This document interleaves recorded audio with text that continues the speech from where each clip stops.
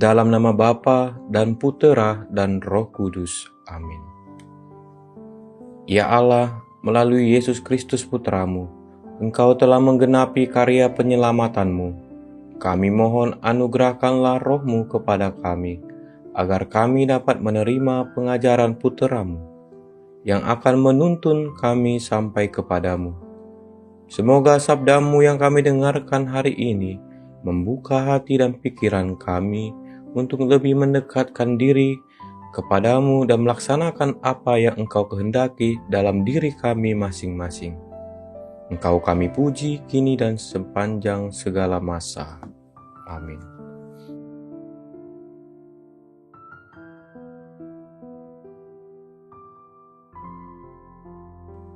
Tuhan bersamamu dan bersama roh. Inilah Injil suci menurut Matius. Dimuliakanlah Tuhan. Sekali peristiwa berkatalah Yesus kepada orang banyak dan kepada murid-muridnya, katanya, ahli-ahli Taurat dan orang-orang Farisi telah menduduki kursi Musa. Sebab itu turutilah dan lakukanlah segala sesuatu yang mereka ajarkan kepadamu. Tetapi janganlah kamu turuti perbuatan-perbuatan mereka, karena mereka mengajarkannya, tetapi tidak melakukannya. Mereka mengikat beban-beban berat lalu meletakkannya di atas bahu orang, tetapi mereka sendiri tidak mau menyentuhnya. Semua pekerjaan yang mereka lakukan hanya dimaksud supaya dilihat orang. Mereka memakai tali sembahyang yang lebar dan jumbai yang panjang. Mereka suka duduk di tempat terhormat dalam perjamuan dan di tempat terdepan di rumah ibadat. Mereka suka menerima penghormatan di pasar dan suka dipanggil rabi. Tetapi kamu, janganlah kamu disebut rabi, karena hanya satu rabimu, dan kamu semua adalah saudara. Dan jangan kamu menyebut siapapun bapa di bumi ini, karena hanya satu Bapamu, yakni Dia yang di surga. Janganlah pula kamu disebut pemimpin, karena hanya satu pemimpinmu, yaitu Mesias.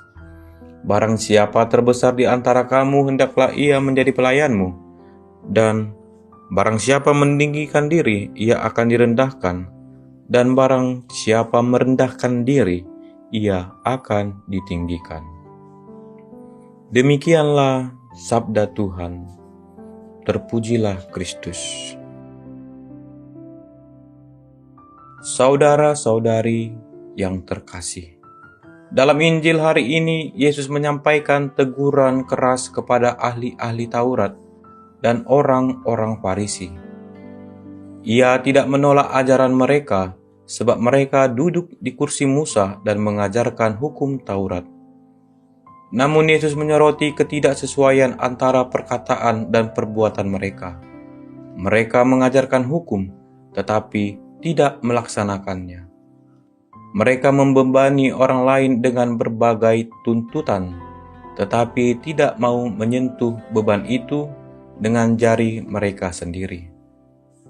Mereka melakukan semuanya supaya dilihat orang. Sabda ini sangat relevan dalam masa Prapaskah. Masa ini adalah waktu pertobatan, pembaruan, dan pemurnian hati. Yesus mengingatkan bahwa hidup beriman bukan soal penampilan luar, bukan tentang kesalehan yang dipertontonkan, tetapi tentang keselarasan antara hati dan tindakan. Iman yang sejati bukan sekadar kata-kata atau simbol, melainkan kesetiaan yang nyata dalam hidup sehari-hari. Yesus menegur sikap mencari kehormatan, suka duduk di tempat terhormat, senang dipanggil rabi atau dihormati di pasar. Semua itu menunjukkan kecenderungan hati manusia yang ingin diakui dan ditinggikan. Namun, Yesus justru membalikkan logika dunia dengan berkata bahwa yang terbesar di antara kamu hendaklah menjadi pelayan. Barang siapa meninggikan diri akan direndahkan, dan barang siapa merendahkan diri akan ditinggikan. Saudara-saudari, masa Prapaskah mengundang kita untuk memeriksa motivasi terdalam hidup kita. Ketika kita berdoa, berpuasa, dan memberi sedekah, apakah kita melakukannya demi Tuhan atau demi pujian manusia? Apakah kita sungguh ingin bertobat atau hanya ingin terlihat saleh? Yesus mengkehendaki pertobatan yang lahir dari hati yang rendah, bukan dari keinginan untuk dihargai. Kerendahan hati bukan berarti merendahkan diri secara negatif, melainkan menyadari bahwa segala sesuatu berasal dari Allah. Orang yang rendah hati tahu bahwa dirinya bergantung pada rahmat Tuhan. Ia tidak merasa lebih suci, lebih benar, atau lebih pantas daripada orang lain.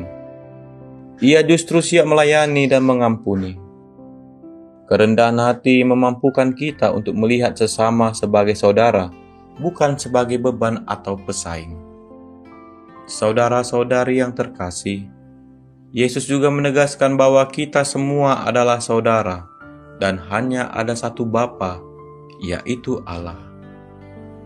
Dalam terang ini, tidak ada tempat untuk kesombongan rohani. Semua orang berdiri sama di hadapan Tuhan. Prapaskah menjadi kesempatan untuk menanggalkan topeng kesalehan palsu dan mengenakan sikap hati yang tulus. Dalam kehidupan sehari-hari, kerendahan hati dapat diwujudkan melalui kesediaan untuk mendengarkan, mengakui kesalahan, meminta maaf, serta melayani tanpa menuntut balasan. Kadang-kadang bentuk pertobatan terbesar bukanlah tindakan besar, tetapi perubahan sikap yang sederhana namun tulus.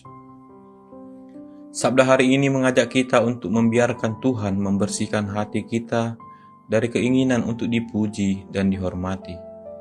Semoga dalam masa Prapaskah ini kita semakin serupa dengan Kristus yang rendah hati dan taat sampai wafat di kayu salib. Dengan demikian, ketika Paskah tiba, kita tidak hanya merayakannya secara lahiriah, tetapi sungguh mengalami kebangkitan hidup yang baru dalam kerendahan hati dan kasih sejati. Tuhan yang Maha Pengampun, kami datang di hadapan-Mu dengan hati yang penuh penyesalan atas dosa-dosa kami. Kami mohon pengampunan-Mu, dan bimbinglah kami agar semakin rendah hati dan tulus dalam mengikuti-Mu. Berikanlah kami kekuatan untuk melayani sesama dengan kasih, tanpa mengharapkan pujian atau penghormatan. Semoga masa Prapaskah ini jadi waktu yang penuh berkat bagi kami untuk memperbaharui hidup kami di dalam Kristus. Dengan pengantaran Kristus Tuhan kami. Amin. Tuhan bersamamu dan bersama rohmu. Semoga saudara sekalian dilindungi, dibimbing, dan diberkati oleh Allah yang Maha Kuasa, Bapa dan Putera dan Roh Kudus. Amin.